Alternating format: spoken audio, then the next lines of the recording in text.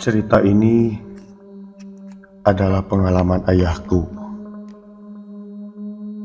Ini terjadi ketika aku masih kecil. Ayahku sangat senang dan hobi dengan memancing.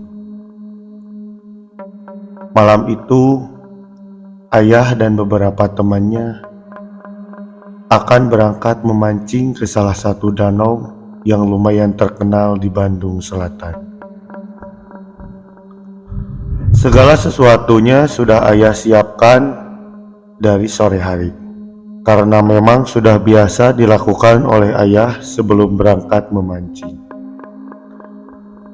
Tepat pukul 9 malam, ayah berangkat menggunakan motor ke lokasi. Danau itu lumayan jauh dari rumah, melewati hutan dan hamparan kebun teh. Selama perjalanan, ayah tak mengalami hambatan apapun, hingga sampailah di lokasi. Ayah tentu sudah tahu dan hafal di mana spot-spot yang bagus untuk memancing di danau ini.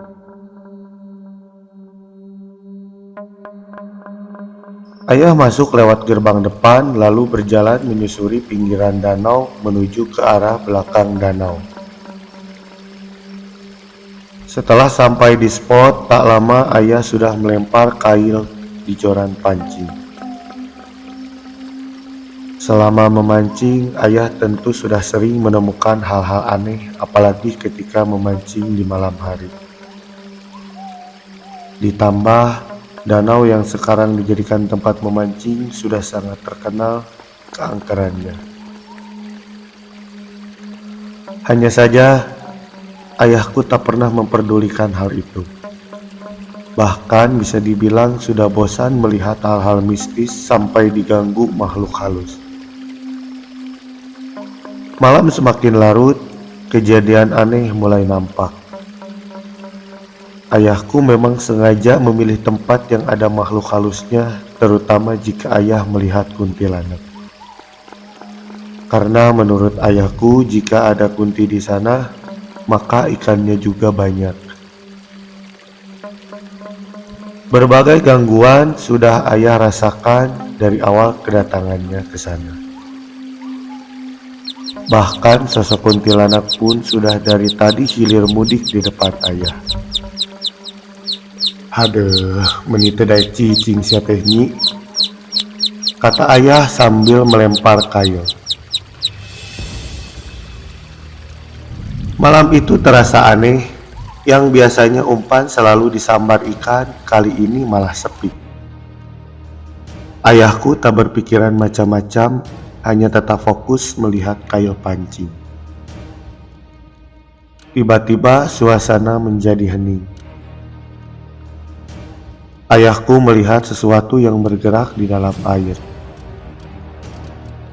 Riak-riak air seperti ada ikan yang akan naik ke permukaan.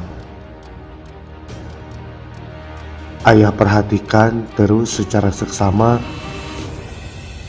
Tiba-tiba muncul seekor lele raksasa yang kepalanya sebesar mobil dari dalam air dengan mulutnya yang terbuka lebar dan matanya merah menyala. Keringat dingin mengucur deras, lele itu terus menatap ke arah ayah. Sadar itu bukan lele biasa, ayah dengan pura-pura tenang mulai membereskan joran pancing lalu pergi berlari menuju teman-temannya.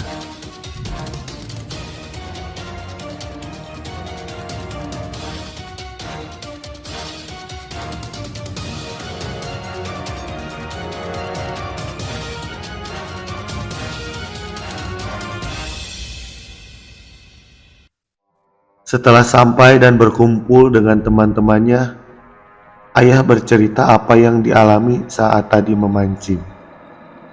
Setelah mendengar cerita ayah, yang lain pun bercerita hal yang sama dan sama-sama mengalami kejadian seperti itu.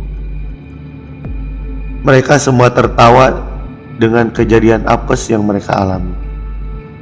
Usut punya usut, ternyata memang di malam-malam tertentu akan ada penampakan sosok penguasa danau yang kadang bisa berubah menjadi ikan besar atau makhluk aneh sebagai pertanda kalau malam itu mereka tak ingin diganggu.